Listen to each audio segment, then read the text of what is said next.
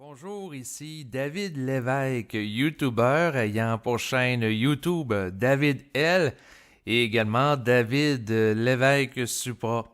À présent, il me fait plaisir et également honneur de recevoir Michel Labrèche, auteur et conférencier. Alors, bonsoir, Monsieur Labrèche.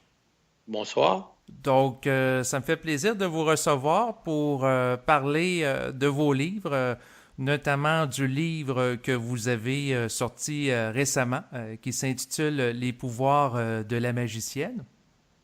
Oui, effectivement, les pouvoirs de la magicienne, d'ailleurs, le sous-titre, c'est Ou le livre des livres.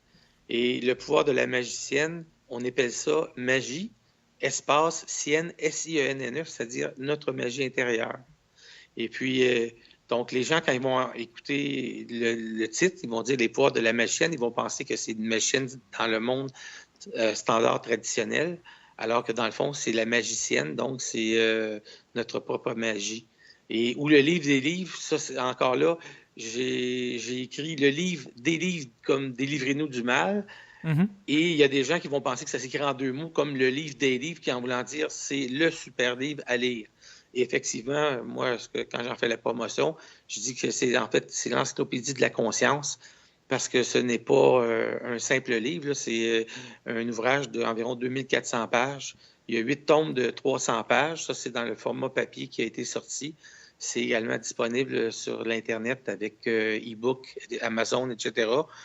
Et donc, là, à ce moment-là, il y a 22 livres d'environ 100 pages pour couvrir la même matière. Puis c'est beaucoup plus abordable parce que dans mon édition de base, elle était à vendre à 400 par édition parce que c'est comme 8 volumes à 50 dollars. C'est du très beau papier avec reliure, couleur embossée, gold, etc. Et pour le rendre plus abordable, c'est 9,95 sur l'Internet par livre. Puis le premier livre, il est gratuit, donc quelqu'un peut consulter la table des matières, peut voir l'approche de l'auteur. Puis si c'est le sujet de la façon qu'il est traité semble intéressant pour le lecteur, ben, il peut se le procurer électroniquement. Puis si éventuellement il veut une copie papier, ben, c'est faisable aussi. Les coordonnées là, sont tous sur l'Internet, là, sur le site Internet de la magicienne. Oui, donc le site lamagicienne.com. Donc, pour les gens qui, suite à l'écoute de l'enregistrement, voudront se procurer le livre, donc ils pourront aller là. D'ailleurs, je vais mettre le lien pour accéder à votre site web en bas de cet enregistrement audio. Donc, on vient de mettre la table par rapport à votre livre et c'est sûr que à son égard, l'une des questions qui me vient en tête en premier, c'est de savoir d'où vous est venue l'idée d'écrire ce livre qui est colossal. En fait, c'est pas une simple idée, c'est plutôt une œuvre que j'ai cogité pendant plusieurs années. J'ai fait un premier livre en 1994 qui s'appelait Le statut de la liberté. Je Mhm. suis spécialiste dans les jeux de mots. Au lieu de la statue de la liberté, je me demandais qu'est-ce qui pouvait symboliser et représenter donc l'épanouissement de l'être humain. Mais on va dire, on va statuer c'est quoi la liberté. Et ça, c'était un petit livre format 6,9, 6 pouces par 9 pouces, là, 200 pages environ. C'était un ouvrage qui était quand même restreint. Et là, 20 ans plus tard, il m'est arrivé toutes sortes d'expériences par ma compréhension. Puis, à force de scruter, j'ai développé des modèles de pensée, si on veut, des modèles de notions de vie. Et ma vision est tellement unique et simple à la fois que je me suis fait le mandat d'écrire un livre pour codifier tout ça. Donc, c'est un livre qui codifie la conscience. Et ceux qui ont eu donc la faculté de le lire m'ont fait des commentaires assez élogieux, mais ça, je vous laisse faire vous-même votre propre juge. Mais tous m'ont dit que la vision holographique que j'ai est vraiment unique de traiter tous les sujets que j'aborde du début à la fin.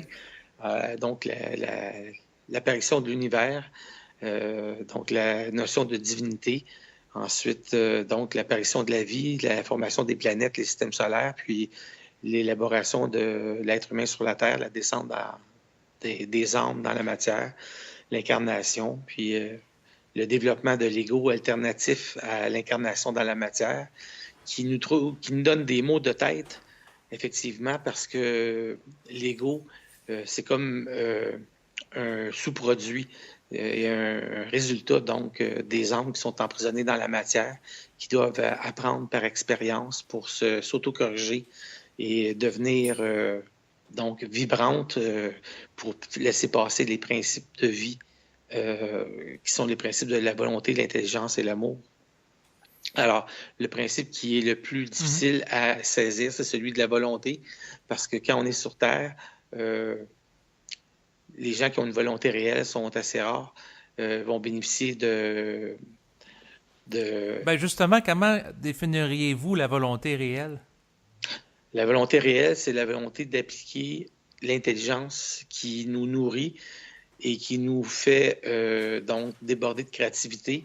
Et à ce moment-là, ce qu'on va faire va automatiquement être créatif et être positif ou bon, entre guillemets, pour l'individu ou le genre humain.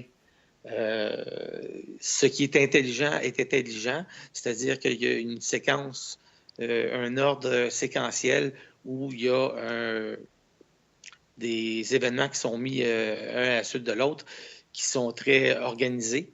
Mais on peut être intelligent et ne pas faire des choses intelligentes. Parce que si l'intelligence est au service de l'ego, à ce moment-là, l'ego va s'approprier l'intelligence et il va faire des choses qui vont servir l'ego et de façon égocentrique, mais au bout de la ligne, il n'y aura pas de bénéfice à long terme, il n'y aura pas de bénéfice partagé avec les autres personnes de la même société, etc. Oui, dans le sens que ça serait une intelligence qui est utilisée pour un profit égoïste à l'encontre d'une forme d'humanisme. C'est ça. Parce que si on fait quelque chose qui semble intelligent et qui ne l'est pas, automatiquement, l'ego qui s'est approprié cette intelligence-là va faire quelque chose qui est voué à l'échec et dans un sens créatif collectif. OK. Pouvez-vous donner un petit peu plus d'explications? Ben, je sais pas, moi, exemple, des gens qui vont travailler pour vivre, il faut pas vivre pour travailler. Il y a des gens qui vont amasser des fortunes colossales, puis dans la mythologie, on avait Midas, le roi qui, tout ce qui touchait, ça se transformait en or. Il y a des gens qui ont beaucoup le sens de la propriété. Et si on focus juste là-dessus, ben, ce qui se passe, c'est qu'on peut s'approprier beaucoup de biens, mais finalement, il y a un certain taux de base qu'on a besoin. Puis le superflu, c'est pas nécessaire d'avoir. Je disais que quelqu'un avait, je pense, une cinquantaine de voitures récemment là, dans un média. On ne peut pas conduire 50 voitures en même temps, donc on peut peut-être en avoir deux, trois, là, si on veut une version sport ou une version écologique. Mais à un moment donné, l'ego, lui, il n'a pas de fin et il veut toujours donc grossir. C'est un peu comme la grenouille et le bœuf. Oui, exactement. Les désirs de l'ego sont sans fin. Puis c'est sûr que si on en regarde les multinationales qui, dans certains cas, sont très riches et cherchent beaucoup le profit, par contre, ils occasionnent une pollution très grande. Oui, c'est parce que les multinationales, c'est la façon dont ça marche, c'est un système capitaliste. Il y a des actionnaires, les actionnaires investissent, il y a des recherches et développements. Ils veulent créer donc un essor et puis un bien-être officiellement pour le genre humain, donc en ayant un meilleur taux de confort avec des nouveaux gadgets, des nouvelles voitures plus performantes, des meubles plus design. Il y a beaucoup de choses qui nous sont mis dans la main, mis dans la bouche, des concepts tendances, les couleurs de l'année sont déjà décidées d'avance, puis la masse va suivre tout ce qui va être proposé. Et finalement, ben, on est un peu comme des moutons là, qui sont menés au pâturage, mais c'est évident qu'on ne bénéficie pas d'une volonté réelle parce qu'on est sollicité au niveau de nos désirs de façon tellement forte qu'on succombe souvent aux désirs. Mhm. D'ailleurs, il y avait un dicton que j'ai lu dans un restaurant, c'était Oscar Wilde, qui disait la seule façon de succomber à une tentation est finalement de succomber Donc, de céder à une tentation, c'est de succomber. Donc, c'est évident que si quelque chose nous tente, on a le désir de, il y a des besoins réels, ça c'est une chose, puis il y a des désirs créatifs, c'est une autre chose, puis il y a des désirs qui sont totalement superflus. Et la société de consommation, je ne suis pas le seul à le dire, force vers une surconsommation, une surabondance qui fait qu'il y a des gens qui sont malheureux, même s'ils en ont beaucoup. Et il y a des gens qui réussissent dans les cités de la joie à trouver un bonheur malgré peu de fortune parce qu'ils vont compter sur les vraies choses.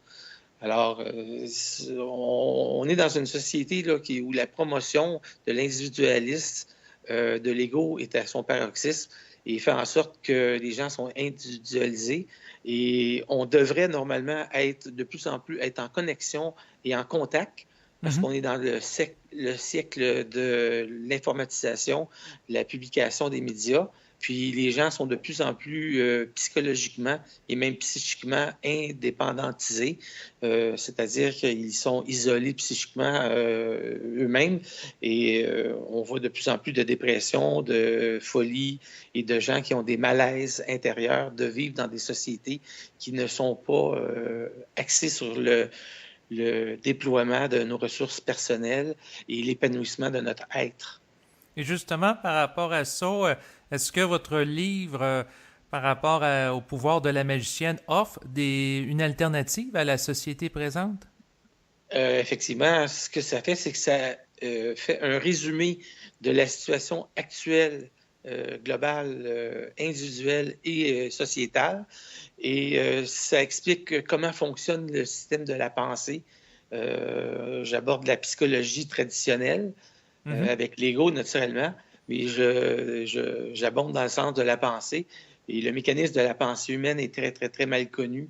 Il y a des choses que les gens liront quand ils liront mon livre, mais quand il y a de l'activité cérébrale à l'intérieur de la tête de quelqu'un, ce qui se passe, et souvent ce qui est construit comme une pensée, une idée, etc., n'est pas nécessairement le fruit de la connexion entre l'individu et sa surconscience, c'est-à-dire son surmoi ou sa conscience divine, si on veut.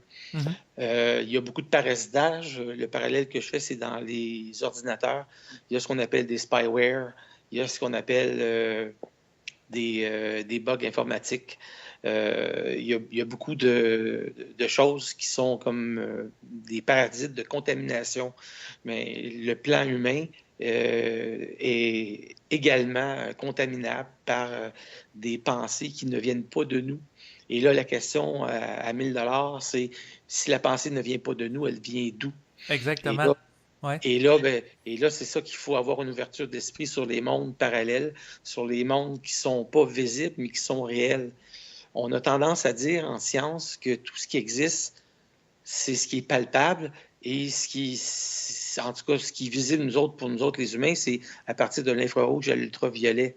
Mais pourtant, on sait qu'il y a des mondes de réalité, les ondes alpha, bêta, gamma, les rayons X, ça existe, mais les fréquences sont soit trop basses ou trop élevées pour qu'on puisse être capable de les capter. Alors, il y a des sifflets qui existent pour les chiens, la jante canine, qui va vibrer, je pense, c'est 50 000 MHz, et le chien, lui, va capter à cause de son ouïe qui est faite de façon spéciale, mais l'humain, lui, ne l'entendra pas. Donc, c'est évident qu'il y a des mondes de réalité qu'on n'a pas des sens développés pour être en contact, et c'est pour ça qu'en surconscience, éventuellement, on va être capable de connecter avec notre moi intérieur, mais connecter avec notre personnalité réelle qui est sur un autre plan d'énergie, qui est un plan réel, mais qui n'est pas physique. Parce que c'est très simple à constater. Les gens qui ont des allégeances religieuses vont souvent être obligés de conceptualiser un principe d'éternité en quelque part, parce que souvent dans les monologues des humoristes, on va dire au début, il n'y avait rien. Mais au début, il n'y avait rien. S'il n'y avait rien, il ne peut même pas avoir de début, parce qu'un début, c'est quelque chose. Exact, c'est Alors, pas logique. Donc, il y a toujours eu quelque chose, mais qui, à un moment donné, n'avait pas de consistance réelle, physique, basée sur notre mode de perception en 3 dimensions. Alors, c'est sûr que ça, c'est le plus grand secret des mystères, c'est la divinité, ce que les gens appellent Dieu, Yahvé, Allah, etc. C'est toute la même, c'est le même essai de définir l'indéfinissable, parce que nous autres, étant pris dans la matière, on est limité avec nos sens et même on a un mode de pensée, mais on peut faire des projections, on peut faire des spéculations, mais c'est sûr qu'à un moment donné, même si la science va s'élaborer dans les prochaines années à un rythme fulgurant, plus on va en connaître, moins on va en savoir, parce que plus on va se rendre compte de l'immensité de l'infiniment grand et de l'infiniment petit. Oui, et c'est paradoxal dans le sens que plus qu'on se développe au niveau de l'intellect et plus qu'on sait rien. Oui, mais Jean Gabin avait dit d'ailleurs, je sais que je ne sais rien, mais sur moi je le sais, puis l'important c'est la rose. J'abonde dans ce sens-là parce que c'est évident que plus on va dans l'infinité de la petitesse de la matière, là on parle des guanons, des leptons, des bosons. Il y a plein de noms donnés à des particules, des tachyons, des particules qui existent pendant des millifractionnèmes de secondes et qui auraient la capacité de se déplacer plus vite que la vitesse de la lumière. Alors, c'est sûr, certain que plus on essaie de comprendre, plus, si on le comprend au niveau intellectuel de la science, on va être capable de faire certaines choses à certains niveaux, mais à un moment donné, on va être dépassé par nos découvertes. Mhm. Puis on parle des champs électromagnétiques, on parle de l'énergie libre, on parle de plein de choses.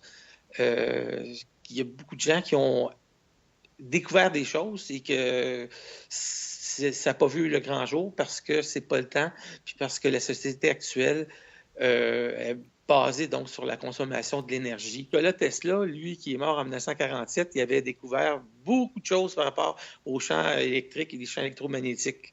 Mhm.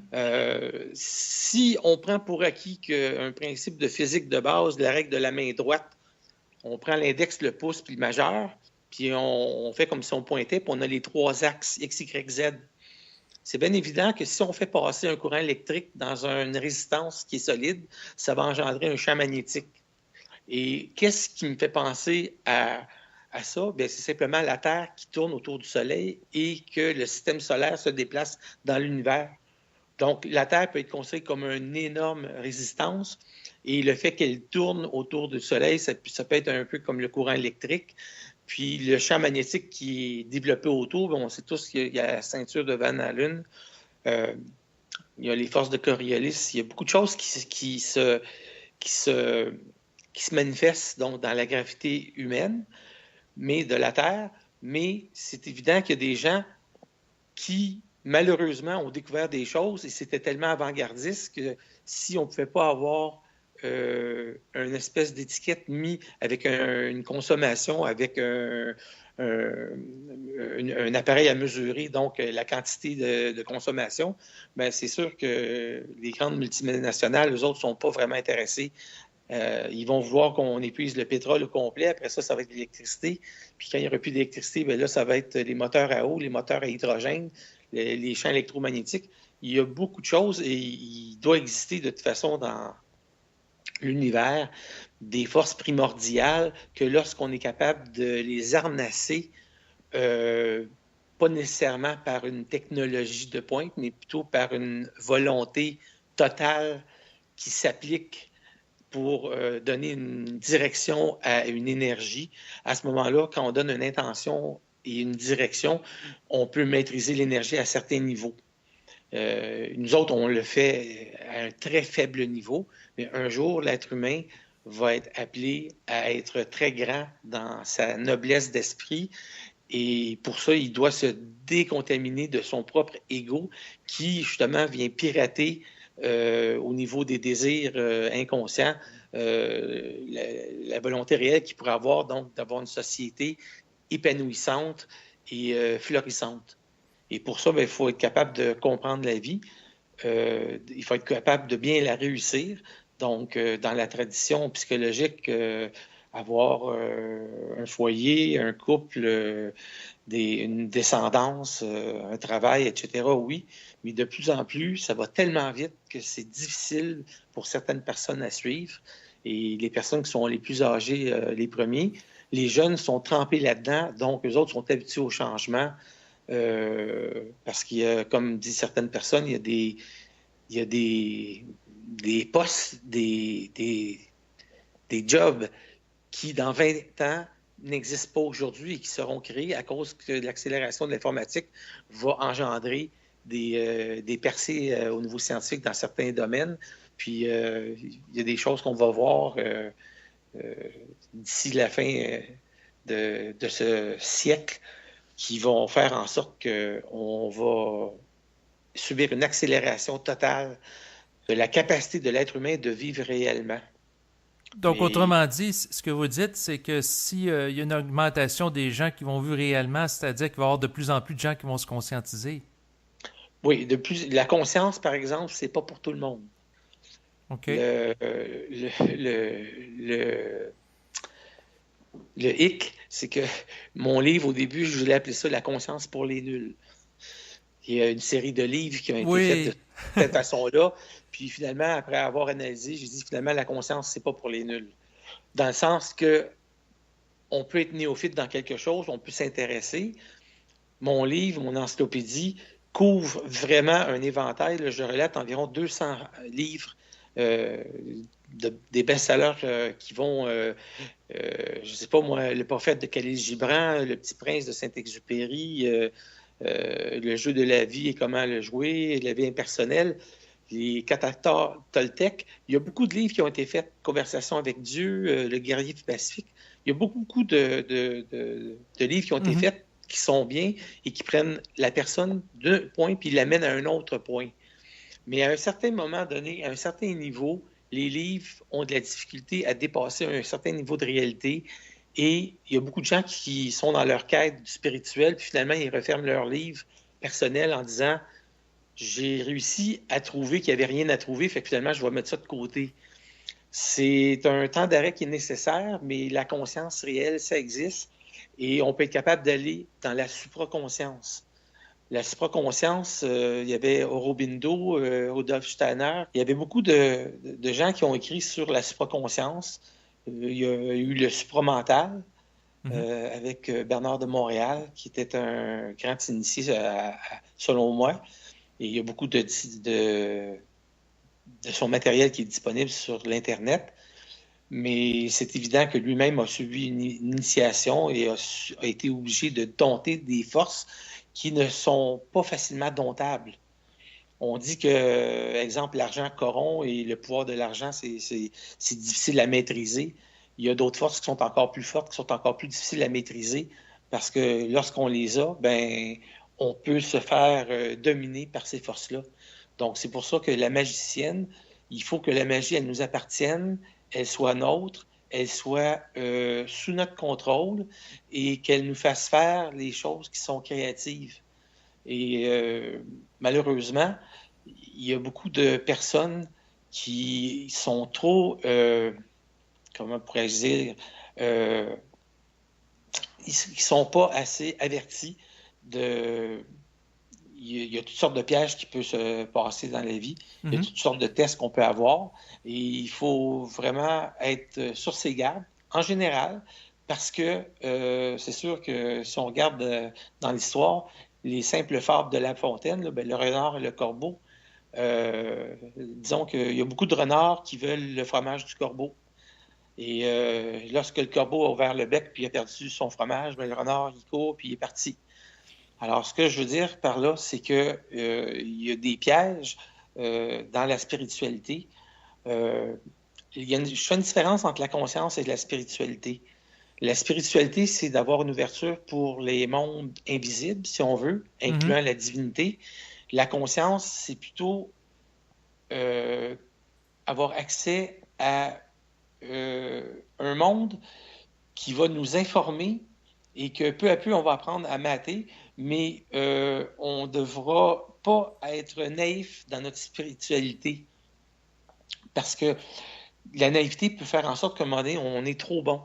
Et si on est trop bon, ben, il y a des gens qui peuvent profiter de notre bonté. Et il est bon d'être bon. Je vais me répéter, je vais faire un pléonasme vicieux. Mais ce que je veux dire, c'est que quand on est réellement, totalement volontaire, avec une intelligence saine et un amour réel, on va faire des choses qui vont passer par nous, qui vont nous nourrir et qui vont nourrir les autres autour de nous. Et puis moi, ben, c'est ce que j'essaie de faire. Il y a beaucoup d'informations qui existent actuellement sur l'Internet. On ne peut pas tout gober, tout ce qu'il y a. Premièrement, parce qu'il y a de la désinformation. Deuxièmement, parce qu'il y a tellement d'informations qu'on n'est pas fait pour supporter toute cette information-là en même temps. Donc, il faut cibler et être sélectif. Souvent, il y a des gens qui doivent avoir frappé le fond du baril pour être capable de rebondir et d'aller plus loin. Et souvent, ces gens-là, ben, c'est dans la force de se relever qu'on peut voir la vraie valeur de quelqu'un. Et est-ce que vous appliqueriez le même raisonnement par rapport à une civilisation, c'est-à-dire à... Naturellement, c'est sûr. Mais premièrement, la civilisation qu'on a actuellement, elle est tellement multidiversifiée que c'est difficile d'avoir quelque chose d'unifié. Ça, c'est bien évident. Là. Il parle dans les textes anciens là, de la tour de Babel. Là. Mhm. La main droite, je ne sais pas ce que la main gauche fait. C'est vrai dans même les grandes compagnies. Des fois, ils ont deux départements sur le même étage. Puis, il y a un manque de communication entre A et B. Donc, imaginez si ça arrive à ce niveau-là, quand on arrive dans des continents différents, dans des races, des religions différentes, c'est très difficile. Pourtant, les gens veulent tous la même chose. Ils veulent tous, entre guillemets, parler à Dieu, s'unir à Dieu par la prière, les bonnes actions. Et le divin qui est le plan qui est invisible, qui est en dehors de notre réalité matérielle, euh, la science médicale semble dire que si c'est pas visible, ça n'existe pas. Euh, mais il y a certaines personnes dans ce corps médical-là qui sont de plus en plus ouvertes et qui sont sans se fier au charlatanisme, mais qui vont faire des études réelles, scientifiques, pour prouver leur point de vue. Mais pourtant, quand on est dans la preuve et la contre-preuve, on est dans le vouloir convaincre. Et pour pouvoir vouloir convaincre, bien, à ce moment-là, si on veut imposer une idée à quelqu'un, tandis que quand on est dans la conscience, il n'y a pas de vouloir convaincre les autres. On peut parler, s'il y a un dialogue qui s'établit, il y a une union qui est faite et il y a une communication réelle. Cette semaine, moi, ça m'est arrivé. J'ai été dans un nouveau commerce. C'est un commerce qui est par rapport à la nourriture. Et Mhm. c'est génial de la façon qu'ils font ça. Et le franchisé qui me parlait, on a parlé 5 minutes, puis finalement, il m'a suivi à l'extérieur à ma voiture. Puis on est resté 20 minutes, puis on a eu un échange réel total. Puis c'est comme si cette personne-là, je la connaissais depuis 20 ans. Tellement il y a eu un beau partage à un niveau réel d'informations qui bénéficiaient aux deux. Donc, vous avez été capable d'établir instantanément une connexion avec lui. En fait, c'est pas moi qui l'ai établi, c'est que la connexion s'est établie et l'énergie a simplement passé, circulé de part et d'autre. Et c'est sûr qu'il y avait une plus grande écoute de sa part parce que j'étais en mode d'émission et lui était en mode réceptif. Mais je savais, je ne croyais pas, mais je savais qu'il recevait parfaitement l'information que je disais. Tout comme ce que j'ai en train de dire, il y a des gens qui, ça va leur passer 10 pieds au-dessus de la tête, puis il y en a d'autres qui vont dire ça, c'est un discours réel, ça m'intéresse, je veux en savoir un peu plus là-dessus. Mais si on en revient avec l'essentiel, donc vous avez écrit un livre colossal, Les pouvoirs de la magicienne, et moi j'étais curieux de savoir c'est quoi ultimement le but de ce livre-là?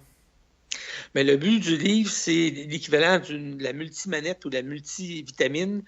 Plus ça se complique, plus les gens, des fois tu rentres chez des gens, là, puis il y a 5, 6 manettes là, sur la table dans le salon, une pour le DVD, une pour la radio, une pour la télé, une pour les lumières. Ça n'arrête plus. Mhm. D'ailleurs, ils disent qu'ils vont inventer des maisons intelligentes, mais on aura juste à donner une commande vocale, puis ça va être pas mal mieux que des manettes. Et pour l'instant, la multimanette universelle n'existe pas tout à fait. Mais moi, mon livre, dans le fond, ça se veut un condensé résumé de ceux qui vont se poser des questions, ceux qui s'en posent et ceux qui ont même répondu puis qui ont mis un temps d'arrêt à leur recherche parce qu'il y a des événements qui vont nous bousculer dans les prochaines années. On parle de la fonte de la calotte polaire, etc. Vous avez vu qu'est-ce qu'une inondation, ça peut faire. Lorsque le niveau monte simplement de 4 ou 5 pieds, ça fait des ravages sur les propriétés riveraines. Si la calotte, il y a un film avec Al Gore qui avait été fait, là, c'est Uncanny Truth. Donc, le film disait simplement que si on perd la calotte à cause de la fonte, à cause de la couche d'eau jaune, à cause de l'effet de serre, etc., bien, le niveau de la mer peut monter de 10 pieds. Si ça monte de 10 pieds, là, on perdrait New York, on perdrait Miami, puis il pourrait arriver plein de choses. Là. Fait que c'est évident que dans mon livre, à un moment donné, je parle de près d'une trentaine de points différents, que ce soit la pollution, qu'il soit physique, nucléaire, électronique, mentale, que ce soit l'appauvrissement donc des ressources, que ce soit le gaz naturel, le pétrole, ou que ce soit même l'électricité, ou que ce soit l'eau. Parce que vous imaginez qu'un jour, une bouteille d'eau, là, ça ne sera pas $1 la bouteille, là, mais ça va être beaucoup plus cher que ça. À cause de l'identification des besoins personnels égoïques, Mhm. les budgets de l'armée, les budgets pour protéger les pays, parce que justement, il y a des égos qui sont différents, puis il y en a qui sont pacifiques, il y en a qui sont moins pacifiques, mais il y a des sommes colossales qui sont englouties là-dedans. S'il était simplement à redistribuer les ressources naturelles sur la Terre, il n'y a personne qui manquerait d'eau et qui manquerait de nourriture. Donc, c'est sûr que c'est très utopique de penser qu'on pourrait arriver à un monde comme ça, parfait. Ça peut arriver, mais ça n'arrivera pas de nous-mêmes. On va avoir besoin d'un petit coup de... un petit jambette ou un petit coup une petite tape dans le dos, parce que si on épuise nos ressources, on va être confronté à un mur, et là, il va y avoir une crise qui s'en vient. Il y a déjà eu des crises dans le passé, ça a fait des guerres. Le Mhm. problème, c'est qu'actuellement, avec l'arsenal qu'on a, puis les moyens de défense et d'attaque et de détruire qu'on a, c'est pas juste des bombes à neutrons ou des gaz qui vont s'attaquer à la psyché de l'être humain. On est rendu loin là, dans cette direction-là. Ça se comprend d'un certain de point de vue psychologique, mais d'un autre sens, c'est un non-sens parce que il y a des recherches qui sont faites sur toutes sortes de choses pour essayer d'améliorer la vie, la longévité, etc. Mais moi, je suis sûr qu'il y a des gens qui détiennent des remèdes pour certaines choses. Il y avait un monsieur Raymond Rife qui avait, dans les années 1930, là, apparemment trouvé un remède là, pour le cancer. Puis ses expériences, c'est un peu comme Nikola Tesla, ça a été détruit, brûlé, etc. Donc, Est-ce que vous êtes pessimiste par rapport à l'avenir de l'humanité? pessimiste c'est un grand mot parce que pessimiste, c'est avoir une vision négative en disant qu'on colore la polarité de l'information. Moi, je veux dire que si je suis réaliste, je sais très bien que l'humanité, euh, on pense qu'on s'en va vers une solution, mais on crée un plus gros problème. Le problème, justement, c'est que les personnes ont chacun leurs propres agendas individuellement et chacun, malheureusement, ce qu'ils font, c'est que quand ils mettent leur agenda en force, ben ils sont contradictoires avec d'autres et conflictuels avec d'autres. Donc, le problème sur la Terre, c'est le manque d'unification. Donc, de volonté réelle, d'amour réel et d'intelligence réelle. On a tous des sous-produits de ça. Au lieu d'avoir l'amour réel, on a des émotions. Au lieu d'avoir l'intelligence réelle, on a de l'intellect, le rationalisme. Puis au lieu d'avoir de la volonté réelle, on a des désirs de l'ego. Puis ça, c'est comme des sous-produits qui nous amènent dans une espèce de chaos, malheureusement. Donc, il y aura une unification et moi, je suis optimiste dans un sens que je sais qu'éventuellement, sur la Terre, on va passer à un autre ordre de choses. Mais j'ai l'impression que la société psychologique comme elle est actuellement, axée sur le développement des bidules électroniques et puis la surconsommation de biens. On a un téléphone, il se brise, c'est plus facile d'acheter un autre puis d'acheter celui-là. De toute façon, s'il y a 2-3 ans, il est désuet. Même chose avec les ordinateurs, les écrans d'ordinateur, les imprimantes. Il y a des fabricants qui fabriquent des biens d'usage, de consommation, puis qui mettent une puce pour qu'après 1000 heures ou 2000 heures, ça ne fonctionne plus. Quand c'est rendu là, c'est ridicule. Mais je peux comprendre que ça fait marcher l'économie, sauf que ça produit une consommation anormale qui cause une pollution et qui cause aussi une déstabilité de l'être humain, parce que c'est facile d'être stable quand tout est, quand on dit business as usual, là, c'est comme tout est au clair.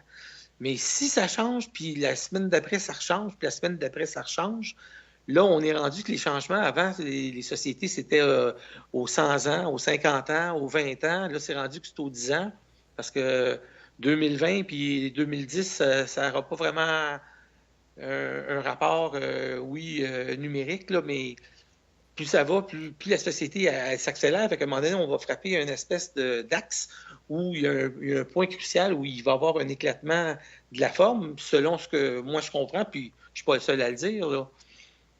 Si on pêche trop dans les océans puis on tue toutes les baleines, ben c'est évident qu'un jour, il n'y aura plus de baleines, puis c'est le plus grand cétacé sur la Terre, puis le mammifère également. C'est triste parce que les baleines ont un cerveau beaucoup plus grand que celui du genre humain.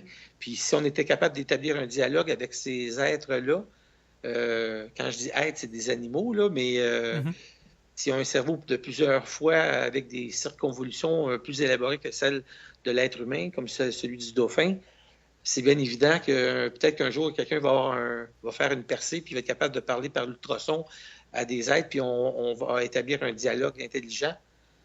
Mais justement, pensez-vous que ça peut être possible de faire de la télépathie avec des animaux? Ça, je l'explique dans mon livre, puis c'est pas tout à fait comme ça que ça fonctionne, c'est un peu complexe. Premièrement, il faut savoir où l'animal prend son point d'intelligence. On dit que c'est des comportements, des groupes d'âmes, puis le comportement animal, ceux qui sont de la même espèce ont des comportements similaires, mais il est possible. Éventuellement, l'être humain, selon moi, va être capable de dompter les forces, un peu comme dans le film Avatar, où on voit un individu qui va se lier comme avec une couette électronique avec l'animal, puis il va faire un avec, puis il va comme dominer ses pensées ou dominer l'animal. L'animal est sauvage, mais c'est évident que pour être capable de le dompter, pas avec un fouet et une chaise, mais plutôt psychiquement, un peu à la Crocodile Dundee, là. C'est évident que l'être humain aura besoin d'avoir accès à son potentiel d'intelligence totale, puis il va pouvoir générer une espèce de lien et un champ de force entre l'animal qui va vouloir et lui pour que l'animal, pas nécessairement lui obéit, mais soit en synchronicité avec lui. Donc, qu'il soit en harmonie vibratoire avec lui. En harmonie vibratoire, même si c'est un animal qu'on pourrait même considérer de sauvage et pas méchant, là, mais qui soit contre le genre humain, là, comme les bêtes féroces, là, si on veut. Oui, un animal, admettons, qui peut être carnassier, qui mange la viande. Puis, Oui, effectivement. Mais ça, c'est pas pour tout de suite, parce que l'être humain est loin d'avoir conquis certaines forces qu'il doit harnasser. Mais éventuellement, par la pratique dans un sens, mais selon moi, il faut qu'on subisse ce qu'on appelle un saut quantique, c'est-à-dire qu'on passe d'un état de choses à un autre, mais en bypassant une certaine étape. C'est un peu comme la glace carbonique. Elle subit ce qu'on appelle une sublimation. Mhm. La glace carbonique, elle passe de l'état solide à l'état gazeux et bypasse l'état liquide. Alors, on pourrait dire que la glace carbonique à température ambiante va sublimer et va subir une espèce de saut quantique parce qu'il y a comme une étape intermédiaire qu'elle ne fait pas. Alors, l'être humain, selon moi, c'est la même chose. On va, dans les prochaines années, c'est peut-être pas pour demain ou dans 5 ans, mais dans les prochains 20-30 ans, on devrait voir des choses spectaculaires au niveau de la capacité du genre humain d'avoir accès à son plein potentiel ou un plus grand potentiel. Un peu comme dans le film Lucy là, de Luc Besson, qui essaie de montrer qu'est-ce qui se passerait si l'être humain servait de 10 20 40 100 de son potentiel. Avec le nombre de neurones qu'on a puis les milliards de connexions qui existent, on est limité par nos pensées limitatives qui sont simplement le fruit de notre observation avec nos sens. Donc, on est des témoins qui enregistrent une expérience et l'expérience, elle devient codifiée dans l'âme. Et lorsqu'elle est codifiée dans l'âme, ben, elle devient mémoire, mais autant elle peut servir qu'elle dessert parce que c'est comme si on... Je fais une comparaison avec un ordinateur. Si on remplit l'ordinateur de toutes les informations, quand le disque dur est saturé, ben là, il n'y a plus d'informations nouvelles qui peuvent rentrer. Ouais. Alors, nous autres, dans le fond, il faut apprendre, savoir, puis un jour, ça va être probablement ça. L'être humain va être capable d'utiliser l'énergie en faire quelque chose, même matérialiser des technologies pour après ça les remettre à l'état original pour le refaire. Puis à ce moment-là, il n'y aurait pas de pollution, mais ça, c'est dans un autre ordre de grandeur de temps. Oui, mais pour ce qui nous intéresse présentement, tantôt vous aviez parlé des principes de l'amour, de la volonté et de l'intelligence. Et en lien avec ces principes-là, est-ce que vous aviez des conseils à donner aux gens qui veulent les intégrer davantage dans leur vie? Bien, ce que je pourrais dire relativement à ça, c'est que il faut être persévérant, ça c'est sûr, de un. Mhm. Il faut avoir de la constance, il faut être visionnaire, il faut être créatif, faut... Dans la vie, je vais dire une chose, hein, il faut savoir doser. Savoir doser, ça peut être écrit D-O-S-E-R, puis oser, c'est D'-O-S-E-R. Donc, il faut oser, donc, en allant de l'avant, mais d'un autre côté, il faut savoir doser en y allant, mais à son propre rythme. Il ne faut pas brûler d'étapes.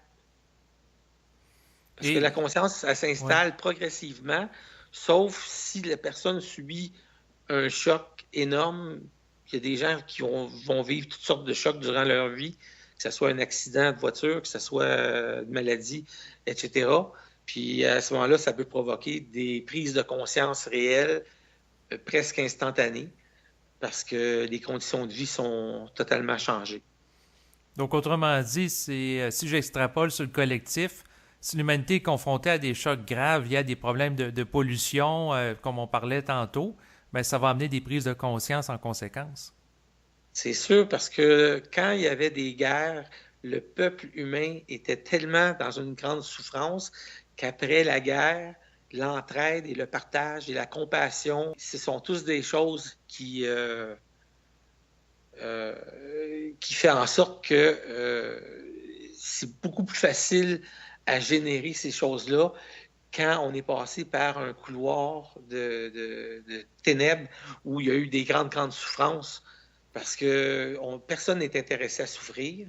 Mhm. Mais lorsqu'on souffre puis qu'on prend conscience de la souffrance, la nôtre et celle des autres, on est beaucoup plus capable de partager et de s'arranger pour que si nous, on n'en a pas, qu'on va faire quelque chose en sorte pour, autour de nous, à notre niveau quelconque, être capable d'enrayer donc la souffrance. Il y a Donc, des gens qui partent qui vont au Médecins sans frontières. mhm. Il y a toutes sortes de gens. moi, j'ai voulu écrire un livre parce que je me suis dit que si ce livre-là était lu et perçu, et à date, il y a plusieurs personnes qui ont lu ce que j'ai écrit et qui m'ont dit que ça leur a changé totalement leur vie et leur perception qu'ils avaient de la vie parce qu'il y a des idées inédites, vraiment, des choses. Il y a une grande partie qui est comme un résumé de jusqu'à date comment ça se passe en traditionnellement parlant, psychologique, etc. Puis quand j'ouvre la machine sur les notions du futur, puis c'est quoi la magie réelle, c'est évident qu'il y a beaucoup de gens qui m'ont dit Michel, tu ne peux pas avoir copié ça sur personne parce qu'il n'y a personne avant toi qui a parlé de cette façon-là, de ce sujet-là ou de ce sujet-là. Donc, c'est unique à ma vision qui a pris environ 40 ans avant de se former et prendre la forme que je lui ai donnée. Et j'ai pris 3 ans d'écriture pour le faire. J'ai mis beaucoup d'heures, beaucoup de mon énergie, de mon argent. Et là, ben, le livre, il est fait, il est indépendant de moi, c'est-à-dire que ça peut être dans 2 ans, dans 5 ans, dans 50 ans que ce livre-là, il va avoir une effervescence et une réaction en chaîne. Mais avec toute l'information qui existe actuellement, moi, comme je dis, j'ai voulu faire la multivitamine, c'est-à-dire que si on lit ce livre-là, ça couvre tellement de sujets au niveau scientifique, que ce soit mathématiques, biologie, chimie, physique, que ce soit au niveau psychologique, que ce soit au niveau philosophique, on pourrait même dire métaphysique, occulte. C'est évident que ce livre-là, il y a une envergure totale. Et moi, j'aurais payé un fort prix si à 20-25 ans, j'étais tombé sur cette conscience-là et cette compréhension-là, parce que ça m'aurait évité de faire beaucoup de faux pas et de tomber dans des pièges que j'aurais pas dû tomber. Mais ça, c'est l'expérience. Alors, c'est pour ça, l'expérience, on peut la partager.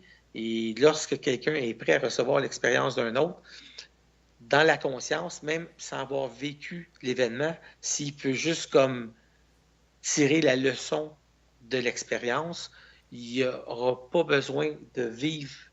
Il y a des choses qu'on doit soi-même vivre puis qu'on ne peut pas passer à côté. Oui, ben Mais c'est sûr qu'il y a des souffrances qui sont essentielles, là. La souffrance qui va amener la personne à s'éveiller, entre autres, parce que sans ça, ça n'intéressera pas à des livres qui ont trait à l'éveil de la conscience. oui, ça c'est sûr et certain. Mais des fois, il y a un événement qui arrive, on cherche un sens à notre vie, on cherche une compréhension.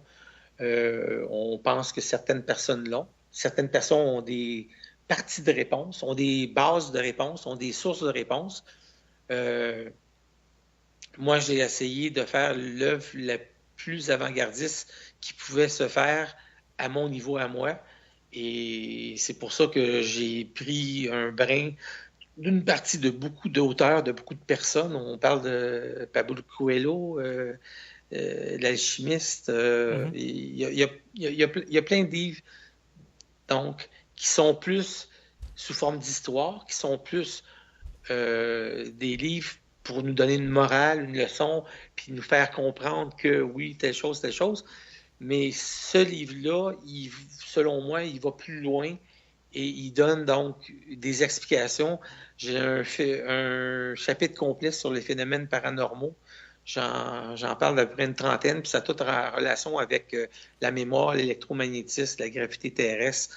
Il y a beaucoup d'informations que moi-même, quand j'ai écrit le livre, je me suis posé des questions que je ne m'étais jamais posées jusqu'alors. Et en me posant la question, j'ai eu la réponse automatiquement parce que finalement, la réponse est toujours dans la question.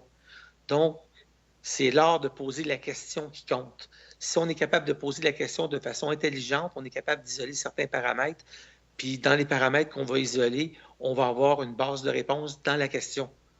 Et là, à ce moment-là, c'est comme un dialogue avec notre surconscience, notre supraconscience, et Mhm. on peut arriver à donc descendre de l'information qui n'a jamais été parlée ou véhiculée de cette façon-là avant.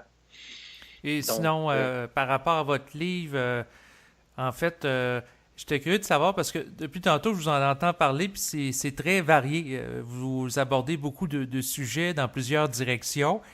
Et je me demandais si votre démarche s'apparentait un peu à celle d'autrefois des encyclopédistes en Europe au 18e siècle qui visaient à faire une synthèse de l'ensemble des savoirs au niveau de l'humanité. Ah, mais c'est sûr que ce livre-là, c'est l'encyclopédie du savoir, mais du savoir universel, pas dans le détail, dans la norme, au niveau où on a besoin d'accès à certaines informations. Et il y a beaucoup d'informations qu'on n'a pas besoin de savoir. Et c'est pour ça que j'essaie, moi, de me départir de ce qui est superflu, inutile ou encombrant. Mais il y a des modes de comportement, il y a des concepts, il y a des notions qui sont utiles à véhiculer.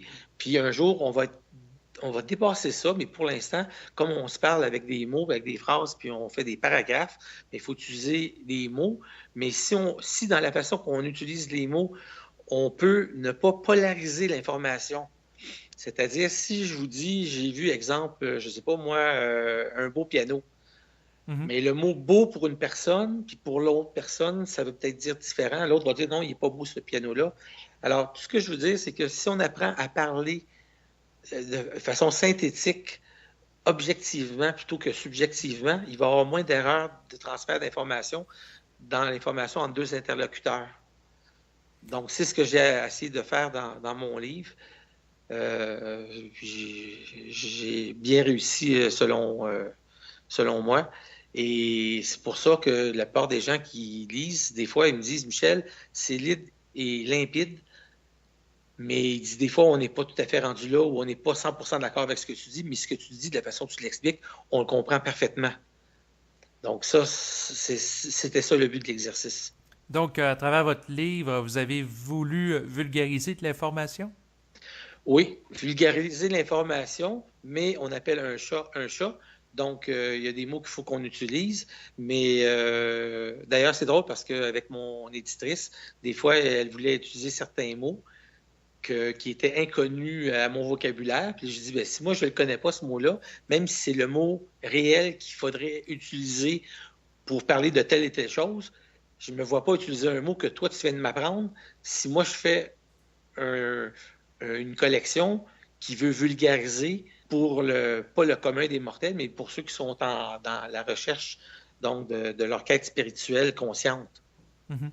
En résumé, j'ai matérialisé d'une forme très intelligible, donc à partir du début, l'alpha jusqu'à l'oméga, donc la descente de l'homme dans la matière, le but, à quoi ça sert d'être dans la matière, puis à quoi ça va servir, puis les prochaines évolutions, puis les notions d'avenir et qu'est-ce qui risque d'arriver dans les prochains 10, 20, 30 ans.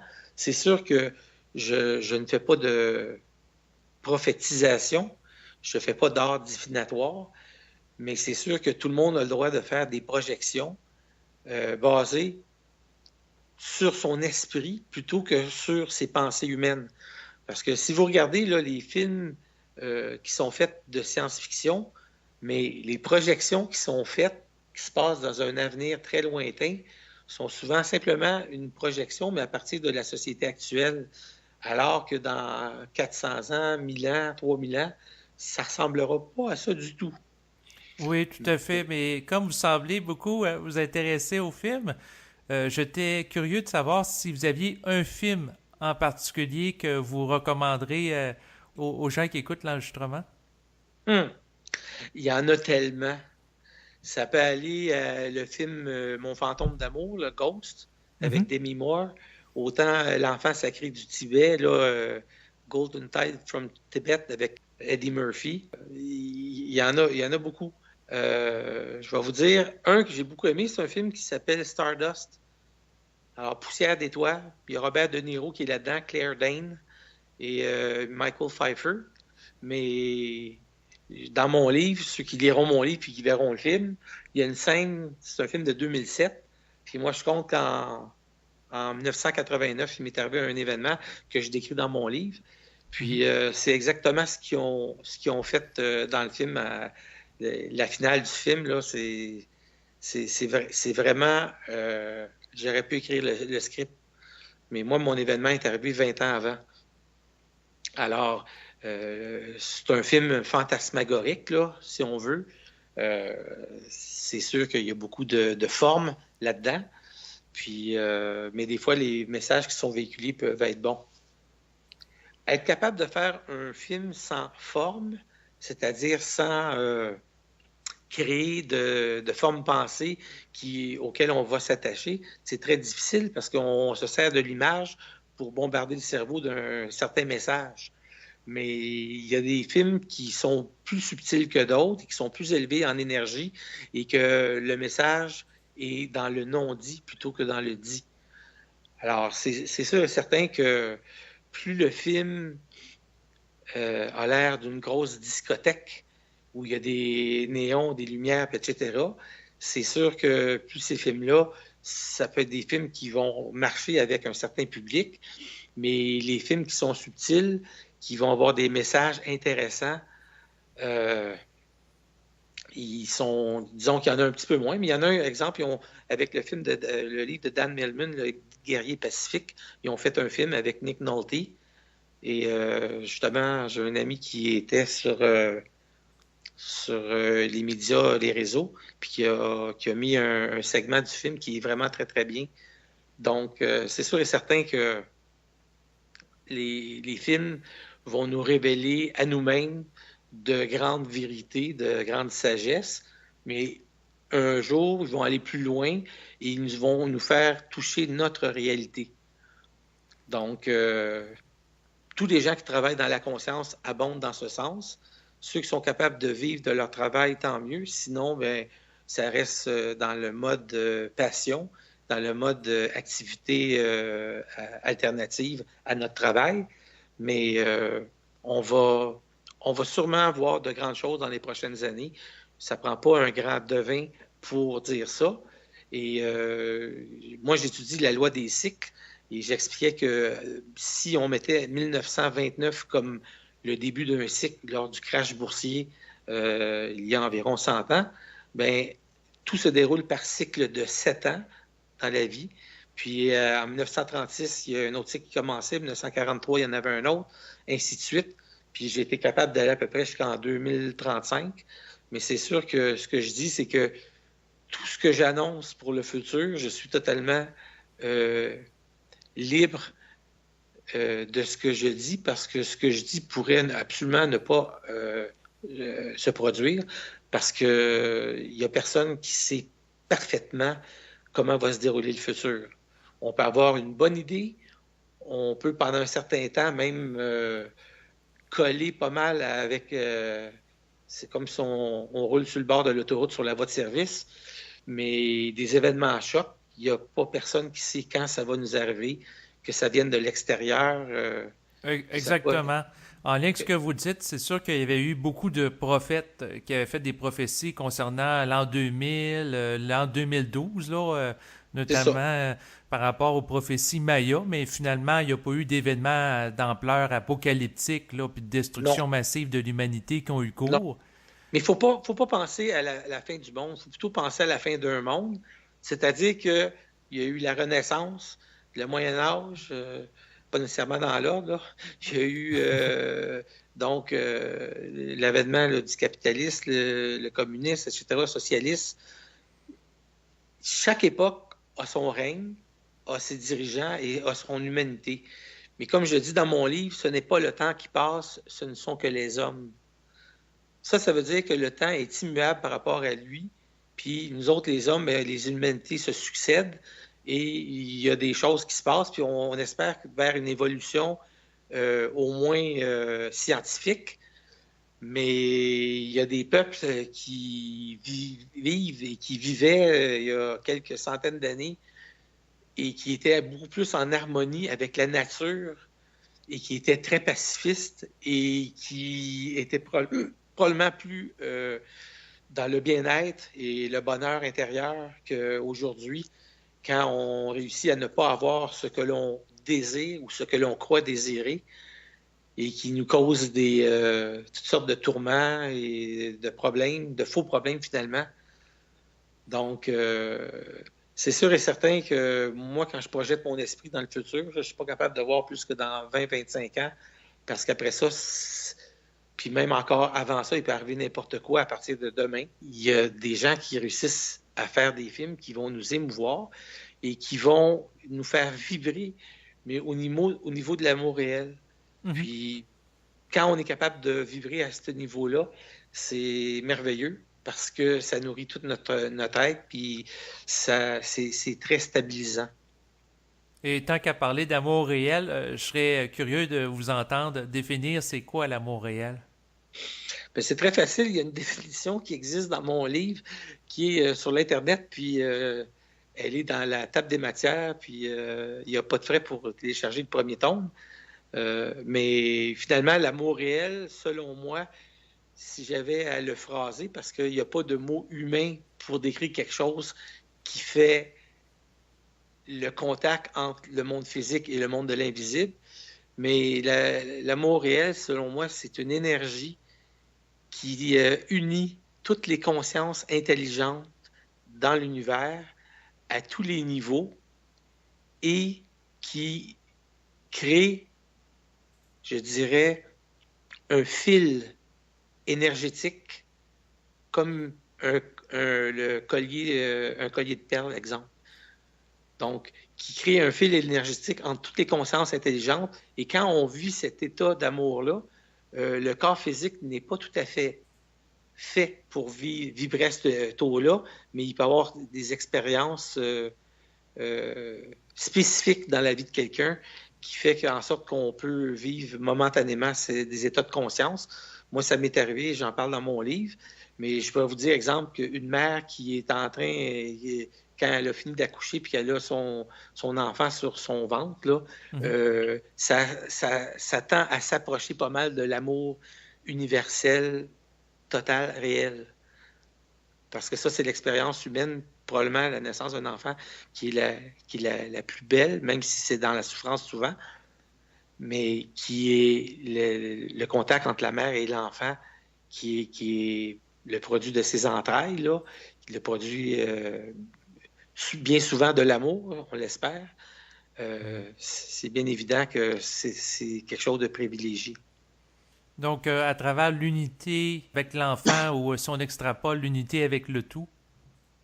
C'est que l'amour que la mère a pour son enfant, c'est le même amour, mais que la personne, elle devient l'enfant et la mère devient l'énergie universelle. Mhm. Alors, c'est le même rapport de force, c'est comme une cascade, sauf qu'au lieu de le voir de nous vers une descendance, c'est de nous vers une création qui a permis la présence de notre personne donc sur le monde physique. Donc, ça va loin. Ben, c'est un peu le genre de conscience que j'ai qui fait que si tous les gens avaient une conscience éclairée et noble et créative, c'est sûr qu'il y aurait beaucoup de problèmes qui disparaîtraient sur la Terre, puis il y aurait beaucoup d'entraide et de créativité et on accéderait à une autre sorte de société. Mais j'espère que je vais voir ça de mon vivant. Euh, Parce que j'approche de la soixantaine et c'est évident qu'il y a des gens qui sont bons pour parler en théorie, donc qui sont bons pour parler en pratique. Quand la théorie devient la pratique, il y a un espoir pour le genre humain de voir de très belles choses, parce qu'il y a de très belles choses sur Terre, mais actuellement, il y a beaucoup de places où il y a des événements qui assombrissent le portrait malheureusement. Oui, c'est sûr. D'ailleurs, il y a eu beaucoup d'attentats terroristes là, depuis le 11 septembre 2001. Et j'étais curieux de savoir quelle lecture que vous faites de ce type d'événement. J'essaie de ne pas faire de lecture de ces événements-là parce que, comme m'a dit mon père une fois, il m'a dit, si tu me dis quelque chose, est-ce que j'en ai besoin? Est-ce que je vais me sentir mieux? Puis est-ce que j'ai besoin de le savoir? Fait que c'est sûr qu'on sait qu'il y a des catastrophes et des désastres tous les jours. Il y en a que c'est à cause des éléments. Exemple, que ce soit des tornades, des ouragans, etc. Il y en a d'autres que c'est des événements provoqués par l'être humain. Puis, en quelque part, il y a une détresse, il y a un cri d'alarme, puis il y a une détresse, parce que quand il y a des personnes qui font des actes qui sont répréhensibles, qui sont abominables, ben, ça prouve en quelque part que on peut tous être partie d'un monde qui essaie de nous piéger, de nous tester et de nous pirater. Et quand on fait des choses qui sont créatives, ben tout le monde est heureux et c'est sûr et certain que tout le monde en bénéficie. Il y a des gens qui font des actes pour symboliser des choses, pour faire un point, mais on peut faire un point d'une façon créative qui va faire en sorte qu'on va être écouté, mais il y a des façons qui sont plus drastiques que d'autres. Puis moi, c'est ça que je déplore. C'est sûr que les marchés vont être déstabilisés, que ce soit juste là, le monde aérien. À un moment donné, quand il y a trop de catastrophes ou il y a trop de choses qui se passent, c'est sûr qu'il y a des gens qui pensent deux fois avant de prendre un avion. Pourtant, il y a beaucoup plus de chances d'avoir un accident de voiture que d'avoir un accident d'avion. Sauf que des accidents qui sont provoqués puis des accidents qui sont des accidents, c'est une autre chose. Exactement. C'est le temps qui fait que il va y avoir une progression éventuellement. Puis des fois, ça peut être provoqué par un certain événement. Des fois, ça peut être provoqué par simplement la réaction en chaîne de plusieurs personnes qui ont lu et qui partagent des idées et qui vivent des expériences. Parce que ce qui arrive, c'est que souvent, quand on va lire un livre, on va en lire un bout, on va le mettre de côté, on va essayer d'intégrer le contenu, on va en partager avec nos amis, on va en discuter. Mais c'est bien évident que souvent, on peut vivre des expériences de tout acabit, de toutes sortes.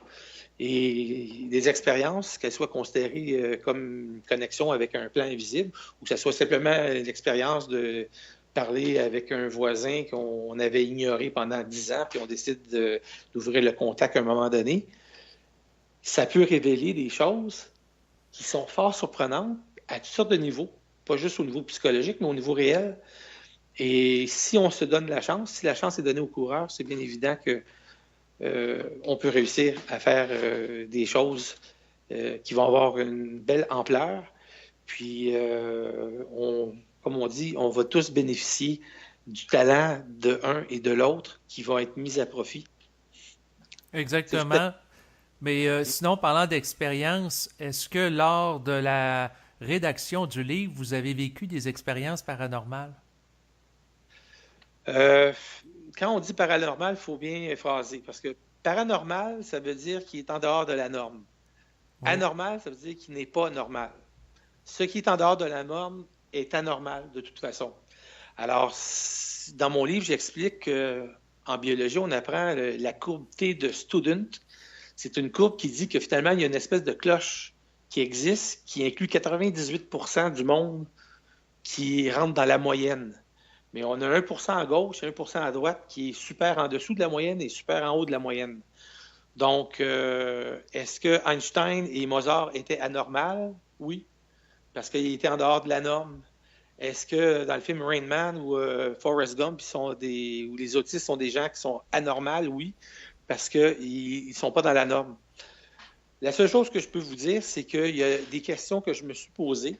Et une question qui était très à propos, c'était pourquoi on ne se rappelle pas de nos vies antérieures si on avance que la réincarnation, ça existe? Mhm. Alors, c'est une question qui est très légitime. Et quand j'ai posé la question, à un moment donné, j'avais un blanc devant mon écran ou ma feuille. Puis, à un moment donné, il y a eu comme une information, une idée qui s'est véhiculée, mais sous forme comme d'un flot énergétique comme un éclair, et non pas des paroles dites, des paroles entendues ou des paroles pensées. Et là, j'ai eu comme l'information qui a découlé, et c'était tellement nouveau comme information que même si j'avais eu comme le déclic, la connexion avec une information située sur un autre plan, ça m'a pris à peu près comme 3 heures pour écrire une demi-page. Et ben là, je ne le dirai pas pourquoi, je vais juste piquer la curiosité des gens. Mais ceux qui iront le voir dans le livre, ils vont trouver mon information.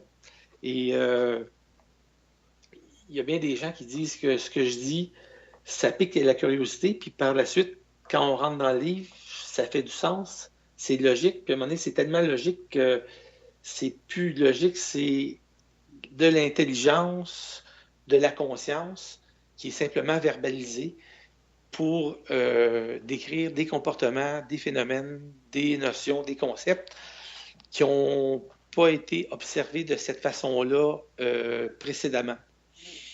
Donc, c'est sûr que ce que les gens appellent les UFO, le phénomène OVNI, j'en parle, mais j'en parle d'une autre façon.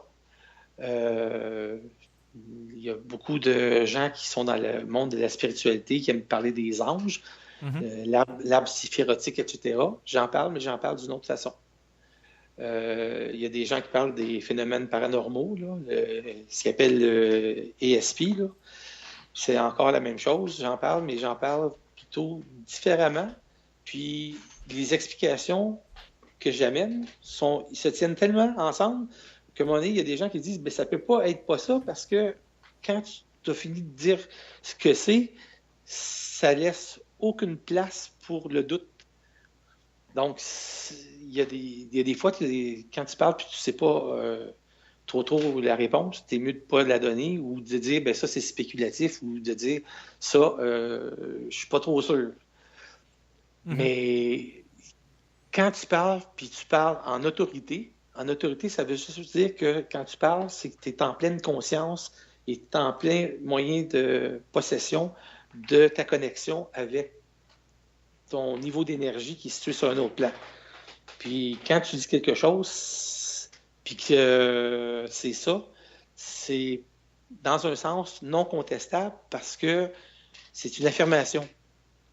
Mais une affirmation, il y a des gens qui font des affirmations gratuites, puis c'est pas ça du tout. Mais quand tu fais une affirmation créative en conscience, tu es capable de l'expliquer et de l'expliquer et de l'expliquer. Puis jusqu'à temps que s'il y a une interrogation de l'autre côté, l'interrogation se fait répondre de la bonne façon pour qu'il n'ait plus d'interrogation parce que la compréhension, elle est globale, puis elle est transmise à l'autre personne. Et justement, par rapport à ça, comment être sûr d'être sûr? Ça, c'est un... Sûr d'être sûr, c'est un état psychologique. Même dans les gens qui sont sûrs d'être sûrs, on peut subir un piège. Je vais vous donner un exemple très anodin, là. Quelqu'un qui jouerait aux cartes, au poker, oui. Puis qui aurait, exemple, 4 rois. Lui, dans sa tête, la personne, je ne sais pas c'est quoi les probabilités, là, mais c'est une chance sur infini décimale, là, il est sûr que c'est un état psychologique. Puis il est tellement sûr d'être sûr qu'il va être prêt à tout risquer. Mais quelles sont les chances que dans la même main, quelqu'un ait 4 rois, puis l'autre personne, exemple, ait 4 as? Les chances sont tellement... Si tu as 4 as, là, à ce moment-là, si c'est la main maximum, là, c'est plus être sûr d'être sûr, c'est savoir, c'est savoir le savoir ou la certitude. Mais des fois, il y a des gens qui vont faire des choses, puis ils vont dire j'étais sûr d'être sûr, puis je ne pouvais pas manquer mon coup, etc. Et ils ont pris une chance qui était calculée, qui était un risque calculé, mais c'était un état psychologique. Puis généralement, quand tu es en conscience, on essaie de ne pas avoir d'état psychologique et de ne pas jouer et de ne pas... parce que les gens qui sont trop ambitieux, les gens qui jouent, les gens qui... des fois, qui peuvent même être des fois arrogants avec la vie a une certaine manière de les remettre à leur place et de s'arranger pour que la personne perde ses illusions ou que son ego en prend pour un coup pour qu'il soit trituré afin qu'il ne reste que une personne centrique et non pas égocentrique. Alors, ça dépend toujours du plan de vie de la personne, de sa programmation, de son karma. Il y a des gens qui tout ce qu'ils font, ça leur réussit, puis ça marche toujours. Il y en a d'autres qui n'ont rien qui marche, puis c'est comme ça. Mais il y en a qui s'aident et qui cherchent le trouble, là. Mais c'est évident que d'autres personnes, mais si la conscience a à entrer en vous, puis que vous êtes à la recherche d'un savoir qui est au-delà d'être sûr, bien, c'est évident qu'il va y avoir une initiation qui va être subite. Puis si l'initiation elle suit son cours, ben, la conscience va rentrer progressivement et proportionnellement à la souffrance que ça va infliger à l'ego. Et justement, par rapport à ça, à quoi consiste cette initiation? Ben, l'initiation consiste à perdre ses illusions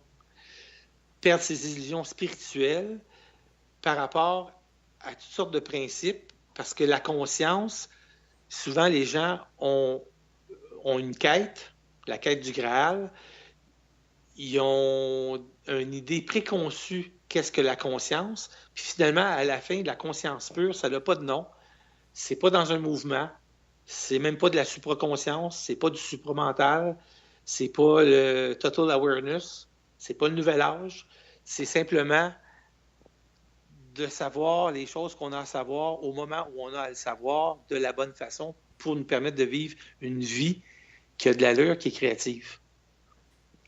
Mhm. Donc, c'est sûr et certain que si quelqu'un a des illusions, qu'elles soient spirituelles ou psychologiques ou autres, ces illusions devront être mises à terre pour que l'énergie puisse se présenter à la personne instantanément, sans détour, telle qu'elle, parce que sinon, il y a une perte d'énergie. C'est un peu comme si je vous disais, si je vous conte une histoire puis il y a une leçon à tirer, c'est faire des grands parages pour réussir à transférer une petite leçon d'expérience. Mais là-dedans, il y a une perte d'énergie, en quelque part, même si elle est nécessaire. Et un jour, la conscience instantanée, ça va être la manifestation totale instantanée de l'esprit dans la matière par l'intelligence infinie, par l'amour absolu, puis par la volonté totale. C'est très bien dit. Étant donné que le temps file, j'aimerais à présent compléter avec vous cet entretien. Donc, est-ce que vous aviez quelque chose à rajouter avant qu'on se quitte? Simplement d'être prévenu. Euh, on n'est pas assez averti, autant au niveau de la société qu'au niveau de la famille, au niveau de l'entourage des amis, de, je dirais, les intentions de ceux qui vont nous côtoyer.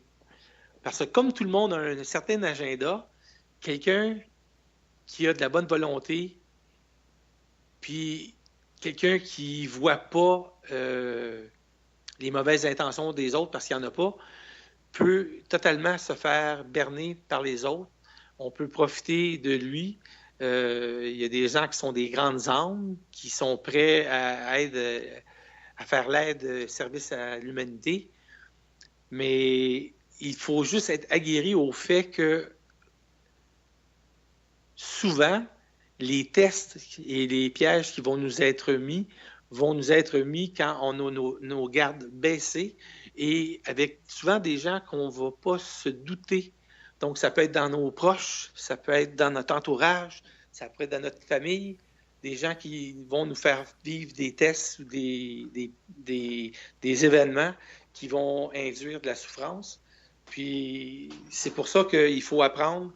Donc, quand ils disent on a des petits-enfants, là, avec l'arbre, le fruit ne tombe pas tellement loin de l'arbre, là, mais c'est bien important de vérifier pour pas qu'il y ait de mauvaises influences extérieures qui viendraient contaminer donc l'expérience de quelqu'un. Il y a tellement de choses, si vous regardez les journaux, les médias, là, il y a tellement de choses qui existent là, qu'on n'est pas assez averti de la prudence. Alors, moi, je dirais, avançons en conscience avec toute la prudence pour bâtir quelque chose de stable qui va faire en sorte que notre expérience va valoir la peine d'être vécue et d'être partagée avec d'autres personnes. Oui, et c'est vraiment bien dit. Et là-dessus, bien, c'est sûr que je vais rappeler à nos auditrices et auditeurs les coordonnées de votre site Internet. Donc, s'ils veulent se procurer votre livre, donc lamagicienne.com.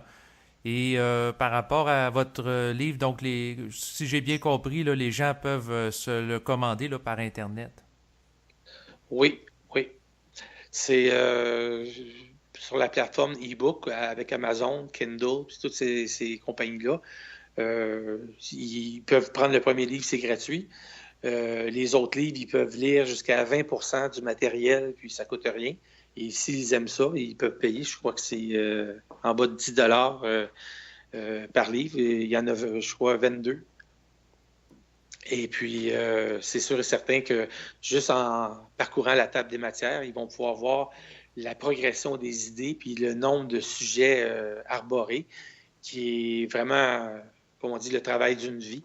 Et moi, j'ai livré la marchandise. Maintenant, c'est indépendamment de moi que le reste va suivre son cours. Et j'espère faire des belles rencontres dans ma vie, dans le futur. J'aurai tellement de choses à dire et tellement de gens à aider parce que j'ai un esprit de synthèse qui est très développé. Et puis, j'ai une capacité d'empathie qui est très forte. Donc, on va voir qu'est-ce que la vie nous réserve.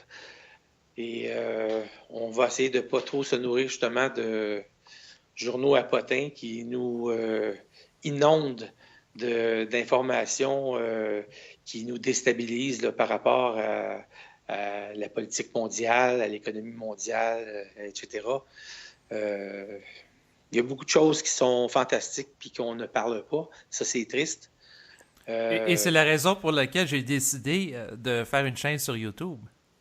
C'est parfait, parce que plus les gens vont écouter certains discours, plus ils vont reconnaître, moi je dirais, d'une façon vibratoire, la façon dont quelqu'un va s'exprimer, la façon qu'il va moduler l'énergie, qu'il va jouer avec.